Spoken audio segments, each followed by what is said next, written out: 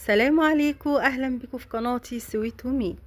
النهارده هنعمل مع بعض اكله حلوه جدا من احب الاكلات اللي على قلبي، وهي صينيه الكفته التركيه. سهله جدا وبسيطه جدا، وعايزه اقول لكم التيست بتاعها حلو قوي. للي ما جربهاش قبل كده لو جربها مره هيفضل كده يعملها على طول، وهيحطها في المنيو بتاعي الاسبوع.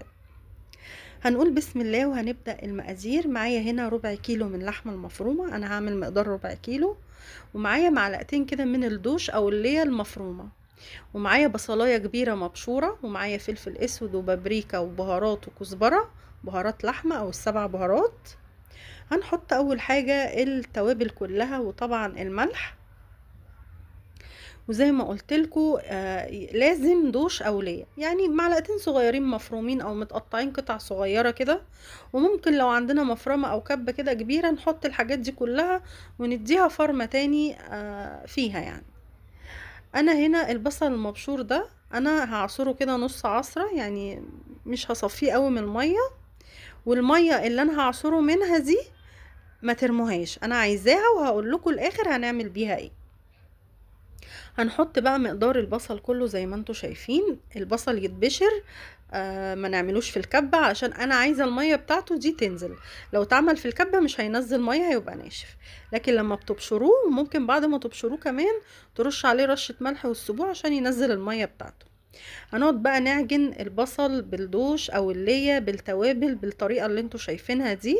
انا عايزة كل الانسجة تخش في بعضها كده، المادة الدهنية مع اللحمة مع البصل كلها كده تبقى حتة واحدة. لغاية يعني ايه، يعني هنقعد كده شوية يعني نعجنها لغاية ما تبقى بالشكل اللي انتوا شايفينه ده، كلها كده حتة واحدة. وحلاوة بقى الوصفة دي ان انت بتاخدي تيست وطعم الكفتة من غير بقى ما تقولي دي هتفك، دي مش عارفة شوياها والسيخ فك. لا، انت بتعمليها بتاخدي الطعم واحلى كمان، بس بطريقة سهلة بقى. بعد كده جبنا معلقة من الفلفل الرومي اللي هو الحلو مش الحراق، انا عاملاه كده زي هريسة. لو ما عندكيش هريسة هتجيبي الفلفل الرومي ده وتفرميه في الكب، وهتحطي عليه مية البصل وشوية من الزيت وشوية من الملح.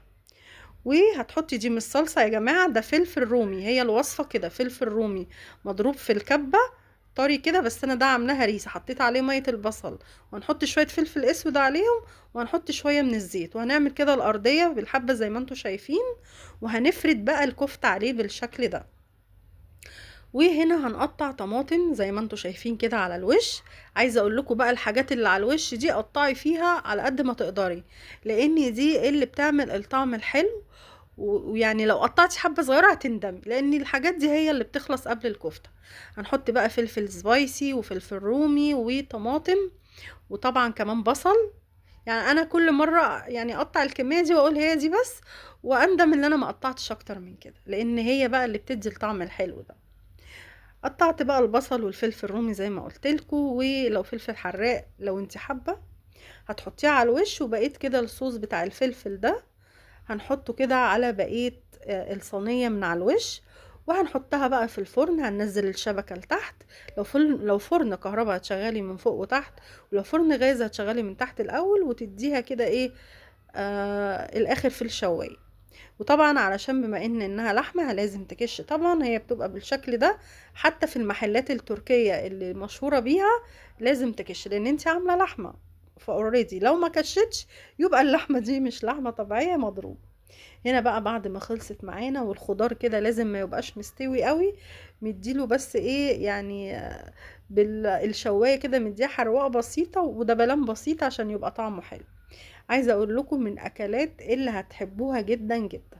حابه بقى تعملي كميه اكبر هتزودي المقادير، وما اظنش ان هيتعمل اقل من ربع كيلو.